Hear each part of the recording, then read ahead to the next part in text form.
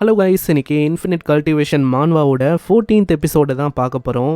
மறக்காமல் பார்க்குற ஒருத்தவங்களும் லைக் ஒண்டி போட்டுருங்க. ஏன்னா அப்போ தான் இன்னமும் நிறைய பேருக்கு ரெக்கமெண்ட் ஆகும், தொடர்ந்து வீடியோஸை போட முடியும். சரி வாங்க, நம்ம டைம் மிஸ் பண்ணாமல் எப்பிக்குள்ளே போகலாம்.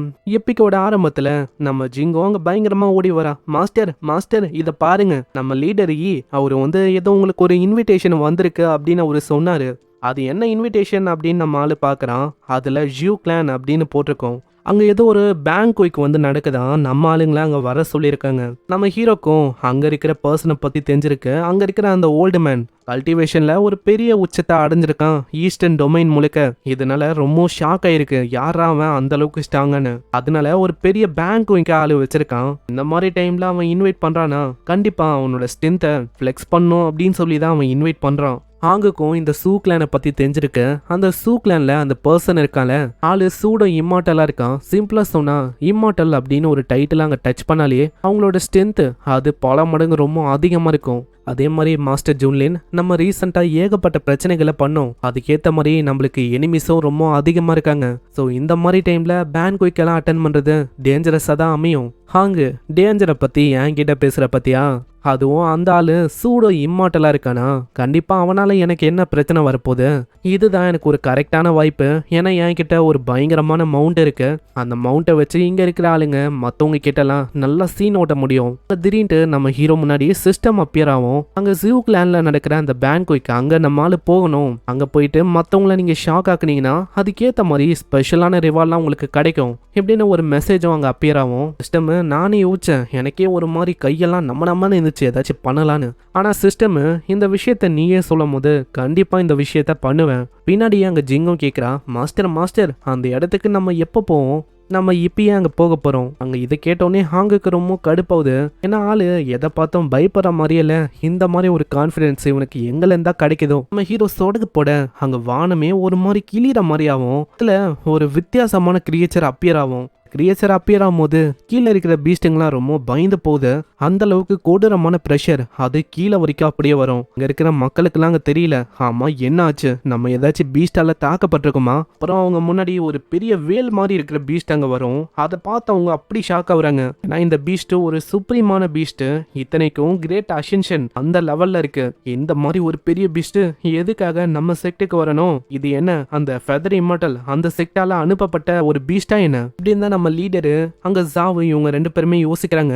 லீடரும் டக்குன்னு பேரியரை ஆக்டிவேட் பண்ண சொல்ல அங்க டக்குன்னு பேரியரும் ஆக்டிவேட் ஆகுது. இன்னொரு சைடு அந்த மாதிரி ஒரு பெரிய மாஸ்டரை பார்த்தோன்னே ஹாங் முக்கியமா ஷாக் ஆகுறான். ஜிங்க மாஸ்டர் அப்படின்னு சொல்லி பயந்து போறான். அந்த இடத்துல நம்ம ஹீரோவும் அந்த உருவத்தை பார்த்து சொல்றான், பரவாயில்ல நான் யோசிச்ச மாதிரி இது பங்கமா இருக்கு, இது ஒரு பேபியா இருக்கலாம், ஆனா இதுவே இந்த அளவுக்கு மேசிவா இருக்கு. இந்த குன்பேங் இது ஒண்டி ஒன்ஸ் ஃபுல்லா க்ரோ ஆயிடுச்சுன்னா இதால அசால்ட்டா 18 எல்டர்ஸையை மொத்தமா முடிக்க முடியும். ஒரு செக்டை ஒரே நொடியில அழிக்க முடியும். இந்த அளவுக்கு இந்த லெஜெண்டரியான குன்பேங் கிட்ட ஸ்ட்ரென்த்தும் பவரும் இருக்கு. ஹாங்கு சுத்தமா ஐடியால எதுக்காக இந்த பீஸ்ட் சடனா இங்க வரணும், இது பண்ற ஒரு சில அட்டாக்லயே செக்ட் மொத்தமா அழிஞ்சிரும். ஹாங்கும் யோசிக்கிறான், ஜூன்லின் எல்லாமே உன்னோட கர்மான்னு நினைக்கிறேன். இதுக்கு முன்னாடி நீ பண்ண வேலை தான் இப்படி ஆபத்தா நம்மளுக்கு அமையுது. ஆனா நம்மால லைட்னிங் வேகத்துல அப்படியே அந்த பீஸ்ட் கிட்ட போறான். அங்க ஹாங் இதை பார்த்து ரொம்ப ஆச்சரியமாகறான். ஆமா அவன் என்ன கிரேசியா, எதுக்காக சடனா அந்த மேசிவான பீஸ்ட் கிட்ட போகணும். குன்பேங் முன்னாடி அமைதியா ஆளு நிக்கிறான். ஆமா என்ன பண்ண இருக்கான் அவன் என்ன சாகணும் அப்படின்னு ட்ரை பண்றானா, அதால எங்க எல்லாரையுமே அழிக்க முடியும். ஆனா அதுக்கப்புறம் முன்னாடி நடக்கிற காட்சியை பார்த்து ஹாங் ரொம்ப ஆச்சரியமாகறான். ஏன்னா அந்த பெரிய ஜெயிண்டான பீஸ்ட் குன்பேங் நீ உண்மையிலேயே ரொம்ப நல்ல பையனா இருக்க, இதுக்கு மேலேயும் உனக்கு கூன் அப்படின்னு சொல்லாந்தா இருக்க, இதுக்கப்புறம் நம்ம ஒன்னா இருக்க போறோம். எப்படி அங்க சொன்னோன்னே நம்ம ஈலாம் ரொம்ப ஷாக் ஆகுறான். ஏன்னா நம்ம ஜூன்லின்னு வெறுமா போயிட்டு அங்க வெறுமா தொட தான் செஞ்சா அதுக்கே அந்த பெரிய பீஸ்டை டீம் பண்ணிட்டானா. உடனே அங்க பின்னாடி ஜாவும், இல்ல பாஸ் கொஞ்சம் நல்லா பாரு, அந்த பீஸ்டுக்கு ஆல்ரெடி நம்ம ஜூன்லினை தெரிஞ்ச மாதிரில இருக்கு. பின்னாடி சூவும் ரொம்ப ஆச்சரியமா இருக்கா. ஏன்னா இந்த பீஸ்டை பத்தி அவ கேள்விப்பட்டிருக்கா. இது ஒரு ஏன்ஷியன்டான கிரியேச்சர், ஏன்ஷியன்டான குன்பேங். அங்க இதை கேட்ட உடனே நம்ம ஹீரோட பிரதர்காரனுக்கும் இப்பதான் அங்க தெரியுது, நார்மலா இதோட சைஸ் ஃபுல்லா வளர்ந்துருக்கிற குன்பேங் அதால பிளானட்ஸையும் முழுங்க முடியும். ஈவன் மல்டிவர்ஸ் எல்லாத்துக்கும் அதால டிராவல் பண்ண முடியும். அந்த அளவுக்கு பயங்கரமான கிரியேச்சர் தான் இந்த குன்பேங்கு. ஆனா இப்போ நம்ம முன்னாடி இருக்க இந்த கிரியேச்சர் இது ஒன்றும் அந்த அளவுக்கு பெருசா தெரியல. இது லெஜெண்ட்ஸ் எல்லாம் சொன்ன மாதிரி இல்லாம ரொம்ப ஸ்மாலா இருக்கு. அந்த குன்பேங் அது இன்னமும் முழுமையா மெச்சூர்ட் ஆகலன்னு நினைக்கிறேன். மெச்சூர்டான குன்பேங் முன்னாடி வந்தா அவ்வளவுதான், அதோட பவர் லெவல்லாம் ரொம்ப பயங்கரமா இருக்கும். இவங்க பேசும்போது நம்ம ஜூன்லின் அவங்க வரான், நீங்க பேனிக்லாம் ஆக வேணாம், இதுதான் என்னோட மவுண்ட். என்னது இந்த பயங்கரமான கிரியேச்சர், இது உன்னோட மவுண்டா ஜூன்லின்? ஆனா இது வந்து ஒரு ஏன்ஷியன்டான பீஸ்ட் ஆச்சு ஜூன்லின். உண்மையை சொன்னா நீ வேற லெவலு. ஏன்னா ஹெவன்ஸால நல்லா பிளெஸ்டா இருக்க. அம்மா இந்த ஜூன்லினுக்கு கொண்டு எப்படிதான் இந்த மாதிரி லக்கெல்லாம் அடிக்குதோ, இந்த மாதிரி பீஸ்ட்டை அவ்வளோ சீக்கிரத்துல பார்க்கவே முடியாது. அந்த பீஸ்ட் போயும் ஜூன்லினோட மவுண்ட் அவ மாறணும். எனக்கு இதை கேட்கும் போது ரொம்ப கடுப்பா இருக்கு.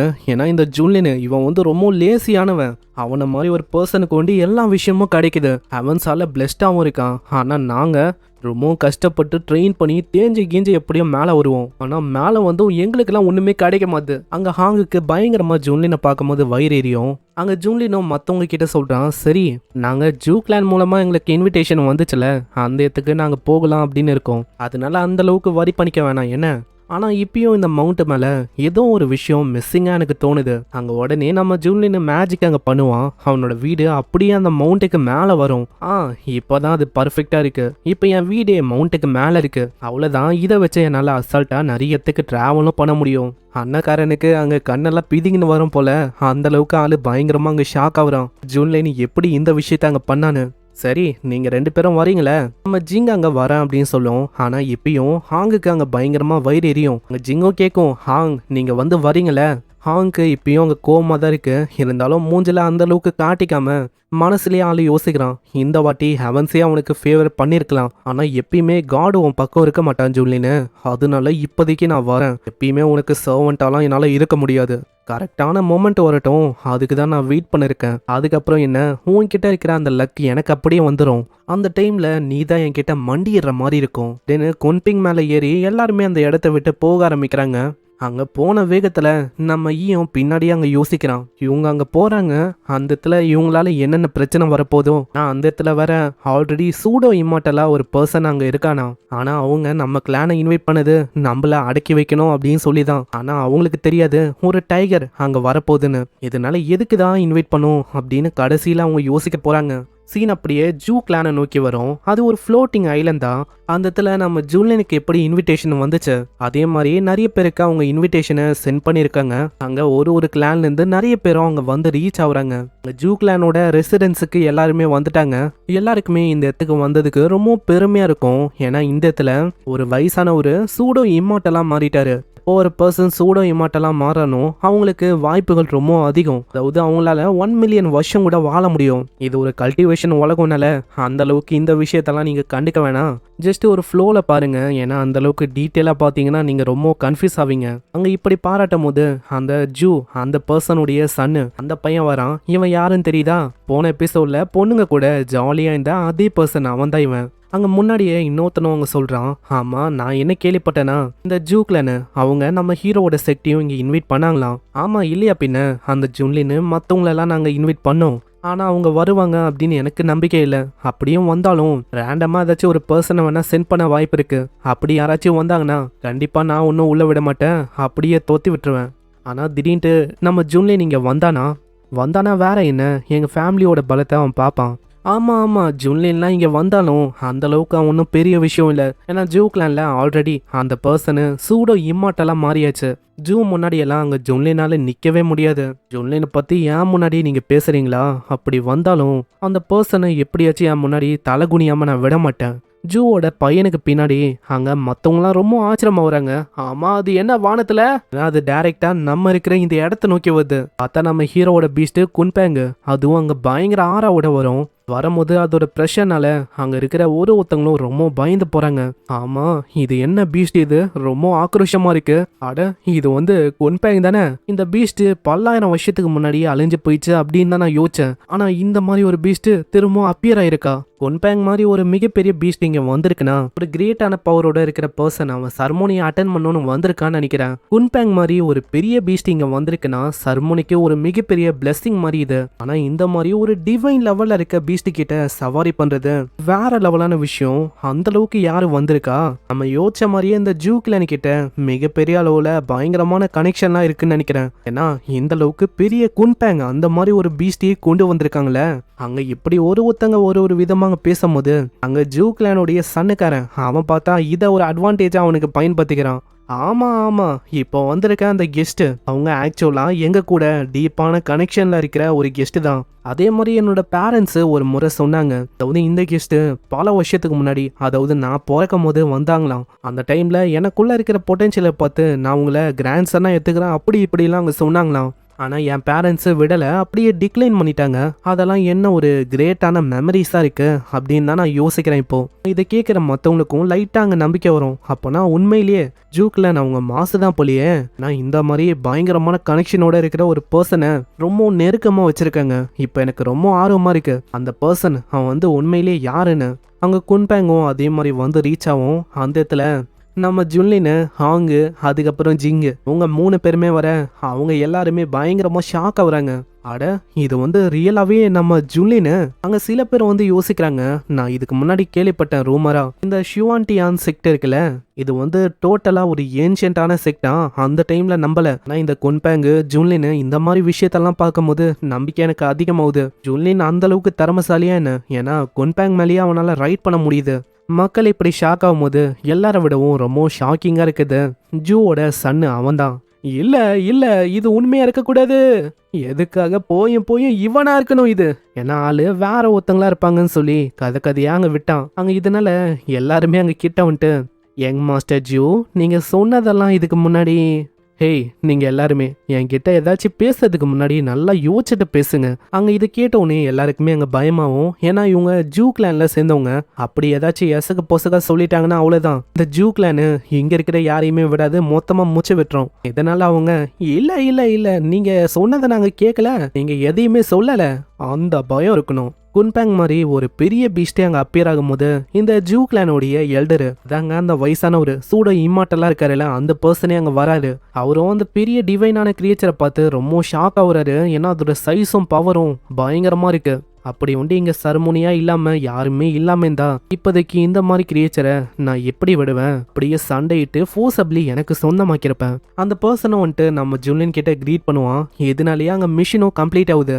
அங்கே சிஸ்டம் ஒரு விஷயத்த ஷோ பண்ணும். இப்போ நம்ம ஹீரோ இந்த மிஷினை முடிச்சிட்டால, இதனால அவனோட எபிலிட்டி எல்லாமே 50% ரொம்ப வேகமாக அங்கே இன்க்ரீஸ் ஆகுமா. அதாவது ஆளு சும்மா தூங்கினாலே எபிலிட்டி எல்லாம் அங்கே பயங்கரமாக பூஸ்டப் ஆகும். இதில் 50% இன்னமும் வேகமாக பூஸ்டப் ஆகுமா. இந்த பவர்லாம் ஒன்றுமே இல்லை, நம்ம ஹீரோ லிட்டரலாக காடாக மாறுவான் பாருங்க, அதெல்லாம் இன்னும் வேற லெவலில் இருக்கும். பரவாயில்ல, இந்த இடத்துக்கு வந்து மற்றவங்களை ஷாக் ஆக்கிட்டேன். அதே மாதிரி அந்த ரிவார்டு அதுவும் நல்லதா இருக்கு. நீங்க தான் அந்த ஜூ கிளானோடைய எல்டரா, கங்க்ராலேஷன், நீங்க சூடோ இம்மாட்டெல்லாம் மாறிட்டீங்க அப்படின்னு கேள்விப்பட்டேன். அதான் நான் இங்க வந்தனே. வாங்க வாங்க ஜூன்லின், உள்ள வாங்க, உங்களுக்காக ஏகப்பட்ட விஷயத்த ப்ரிப்பேர் பண்ணியிருக்கோம். ஜூன்லினோட கேங் அங்கே வரும்போது அங்கே இருக்கிற மக்களும் ஒரு விதமாக நம்ம ஹீரோ பற்றி பேசுவாங்க. நான் என்ன கேள்விப்பட்டேன்னா, இந்த புத்தாவோட கிளானு அவங்க ஜூன்லினை எப்படி டிஸ்கிரைப் பண்ணாங்கன்னா, ஒயிட் ஹேரோட இருக்கிற ஒரு டீமனா. ஆனால் அவனை நேரில் பார்க்கும்போது அந்த அளவுக்கு ஒரு டீமன் மாதிரிலாம் இல்லை. ஆள் எங்கே இருக்கான், அதே டைமில் ஹேண்ட்ஸமாகவும் இருக்கான். அவனை பார்க்கறதுக்கு அந்த அளவுக்கு ஸ்கேரியாகவும் இல்லை. பக்கத்தில் இருக்க அந்த பொண்ணு அவ தான் நம்ம ஹீரோவோட டிசைப்பிளாம். அவளை எல்லாருமே ரெட் ஃபேரி அப்படின்னு சொல்கிறாங்க. அதே மாதிரி குட்டியோண்டு ஒரு சின்ன பொண்ணு வரால, அவளை பற்றியும் ஈவலாக ரொம்ப பேசுகிறாங்க. ஆனால் அவள் க்யூட்டாக தான் இருக்கா, ஈவலாலாம் சுத்தமாக தெரியல. எதுக்காக ஜூன்லினோட கேங்கை பற்றி எல்லாருமே அப்படி பேசணும்? ஏன்னா நேரில் பார்க்கும்போது இவங்களோட கேங் ஒன்றும் அப்படி இல்லை. அங்கே ஜிங்குக்கு அங்கே இருக்கிற பொருளை பார்த்தோன்னே அப்படியே வாயிலேருந்து ஜொல்லா ஊற்றும். அங்கே ஜிங்கும் கேட்குறான், மாஸ்டர் மாஸ்டர், இது எல்லாத்தையுமே நான் சாப்பிட்லாமா? பிரச்சனையே இல்லை, நீ தாராளமாக அதெல்லாம் சாப்பிட்லாம். அவளும் அங்கே ஓகேன்னு சொல்லிட்டு சாப்பிட போயிடறா. இந்த சைடு இந்த ஜூ கிளானோடைய யங் மாஸ்டர் அந்த பர்சனும் இது எல்லாத்தையுமே பார்த்துன்னு இருக்கான். ஜூ கிளானோடைய யங் மாஸ்டர் அந்த பர்சனும் வந்துட்டு, அட ஜூன்லினு, உங்களை பார்த்தே ரொம்ப வருஷம் ஆச்சு. ஆனால் நம்ம ஜூன்லினுக்கு அவன் யார் என்ன அப்படின்னு அங்கே தெரியல. யாரா இவன் கோமாளி அப்படின்னு தான் அங்கே யோசிக்கிறான். ஆமா, என்ன உங்களுக்கு தெரியலையா, நான் தான் ஜூ கிளானோட யங் மாஸ்டரு அப்படின்னு அவனை பத்தி ரொம்ப பெருமையா அவன் சொல்லுவான். ஆனா நம்மால சுத்தமா அங்க எதுவுமே கண்டுக்க மாட்டான். நீ ஏதோ உன்ட்ட சொல்லிட்டு போடா, நீ யாரா வேணாரு எவனா வேணாரு, எனக்கு பிரச்சனை இல்லை அப்படின்னு சொல்லிட்டு ஆள போயிடறான். அங்க இதை கேட்டோடனே அந்த யங் மாஸ்டருக்கு பயங்கரமா அங்க கடுப்பாகுது. ஏன்னா ஜூ கிளானோடைய சன் இவன், அதாவது ஃபியூச்சர்ல இவன் தான் இந்த ஜூ கிளானுக்கே ஒரு ஹெட் ஆக போறான். சூடோ இம்மார்ட்டலோட சன்னுனா என் முன்னாடி எவ்வளவு தைரியமா இருந்தா இப்படி ரூடா நீ நடந்துப்ப. கண்டிப்பா இந்த விஷயத்துக்கு நான் உன்னை அப்படியே விட மாட்டேன். அங்க எல்லாருமே வேற நடந்த விஷயத்தையும் இதுக்கு முன்னாடி அவன் சொன்னதையும் கேட்டிருப்பாங்க. அதனால எல்லாருமே ஒரு லுக்கு விட, ஆமா என்ன லுக்கு, ஓடிடுங்க இல்லைன்னா என்ன ஆகும் தெரியும்ல. ஆனா அப்புறம் தான் அந்த யங் மாஸ்டருக்கு நம்ம ஹாங் மேல கண்ணு வரும். நம்ம ஹாங்கு ரொம்ப அழகா இருப்பான், பாக்குறதுக்கும் அங்க பொண்ணு மாதிரி இருப்பானா. இதனால ஆளு பொண்ணு தான் அப்படின்னு அங்க யோசிப்பான். இவ தான் எல்லாராலையும் பேசப்படுற அந்த பர்சனா?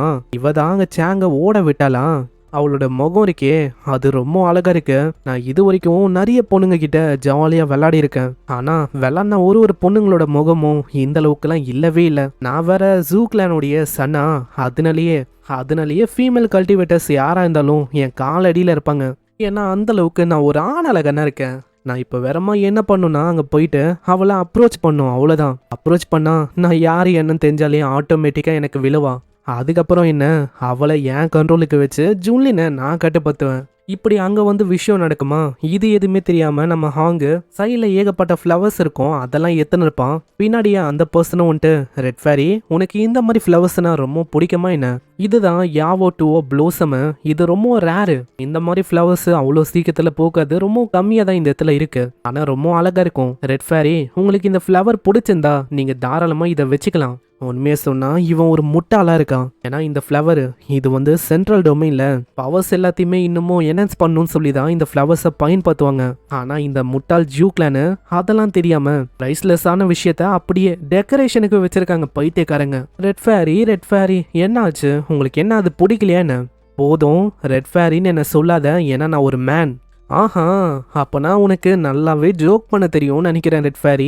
ஏன்னா நீ பிரிட்டியாவும் இருக்க, ரொம்ப புத்திசாலியாவும் இருக்க. அப்படி நீ ரொம்ப ஹானரா என் கூட வந்தனா பக்கத்துல ஒரு பிரைவேட்டான ரூம் இருக்கு, அந்த இடத்துல நம்ம சில பல விஷயத்த எக்ஸ்சேஞ்ச் பண்ணிக்கலாம். நம்ம கல்டிவேஷனோட நாலேஜ், அதே மாதிரி வேற ஒரு விஷயத்தையும் நம்ம பண்ணலாம். ஆனா இதை கேட்டோனே ஆங்கு வரும் பாருங்க ஒரு கோவம். அந்த இடத்துல ஆளு பயங்கரமா கத்த ஆரம்பிக்கிறான். என்ன தொல்லை பண்ணாம போயிடு, உனக்கு என்ன சாக விருப்பமா? அங்கே பயங்கரமான ஆறா பார்த்தோன்னே அங்கே யங் மாஸ்டருக்கு அல்ல. அந்த ஆறா ஆல்ரெடி ஏகப்பட்ட ஆளுங்களை கொண்டு போட்டு மேலே நின்னா எப்படி இருக்கும், அந்த மாதிரி ஒரு பங்கமான ஆறாவா இருக்கும். ஆளுக்கு வாயு உடம்பு எல்லாமே நடுங்கும். இந்த ஆறா, இந்த பொண்ணு வந்து ஒரு பொண்ணு மாதிரியே இல்லை, இவ பயங்கர ஸ்ட்ராங்கா இருக்கா. இவன் சூட இம்மாட்டலா இருக்க. எங்க அப்பா அவரே இந்த பர்சன் முன்னாடி ஒரு பூச்சி மாதா இருப்பாருன்னு நினைக்கிறேன். அவன் எந்த அளவுக்கு பயந்து போவானா பேண்ட்லயே அப்படியே போயிடறான். ஐ மீன் உங்களுக்கு புரியும் என்னதுன்னு. அங்க அதை மறைக்கணும்னு சொல்லி அப்படியே அவன் தலை குனிகிறான். அந்த இடத்துல இந்த டைம்ல தான் பின்னாடியே அந்த பர்சனும் வரான். ஆமா, எதுக்காக இவன் நீல் டவுன் பண்ணணும்? ஏதாச்சும் ஒரு பெரிய பர்சன் கிட்ட தேவையில்லாம மோதிட்டானா என்ன? அந்த இடத்துல வந்துட்டு ஜூ கிளானோட ஹெட்டு அவரு வந்துட்டு என்ன விஷயம்னு கேட்டு தெரிஞ்சுட்டு அங்க ஹாங் கிட்ட சாரி கேட்கிறாரு. ரெட் ஃபேரி என் சன்னை மன்னிச்சிருங்க, ஏன்னா என் சன்னுக்காரன் அப்படிதான், அதனால மீதி விஷயத்த நான் வந்து பாத்துக்கிறேன், அந்த அளவுக்கு நீங்க யோசிக்க வேணாம். ஹேய், நான் திரும்பவும் கடைசியாக உங்ககிட்ட சொல்கிறேன், நான் ஒன்றும் கேர்ள் இல்லை, நான் ஒரு மேன். என்னது, இந்த பொண்ணு வந்து ஒரு மேனா? அப்புறம் தான் அவர் நல்லா உத்து பார்க்குறாரு. ஃப்ளாட்டான செஸ்ட்டு, ஒரு பயங்கரமான ஃபிகரு. இதெல்லாம் பார்த்தா ஒரு பொண்ணு அப்படின்னு தான் மிஸ்டேக்குன்னா நிறைய பேர் ஏற்றுப்பாங்க. ஆனால் முகமும் அதே மாதிரி தான் இருக்குது. இவ எப்படி ஒரு பொண்ணா இல்லாமல் இருக்கும்? ஒரு செகண்டு அவருக்கே ஒரு மாதிரியாவும். அவரும், ரெட் ஃபேரி இது ஒன்றும் ஃபனியால, நீங்கள் வந்து உண்மையிலேயே உமன் தானே? அங்கே கடுப்போட உச்சத்துக்கு போயிட்டு பயங்கரமாக அங்கே தாக்குறான். இங்கே இந்த எபிசோட முடியுது. ஸோ இந்த எபிசோடு உங்களுக்கு பிடிச்சிருக்கும்னு நினைக்கிறேன். பிடிச்சிருந்தா ஒரே ஒரு லைக்கை போட்டுருங்க. ஏன்னா நீங்கள் லைக் போட்டு சப்போர்ட் பண்ணாதான் தொடர்ந்து வீடியோஸை போட முடியும். ஸோ லைக்கை போட்டுருங்க. அதே மாதிரி வீடியோ எப்படி இருந்துச்சுன்னா மறக்காமல் கீழே கமெண்ட் பண்ணுங்கள். நான் உங்களை நெக்ஸ்ட் எபிசோடில் சந்திக்கிறேன். தேங்க்யூ ஃபார் வாட்சிங். சைனரா.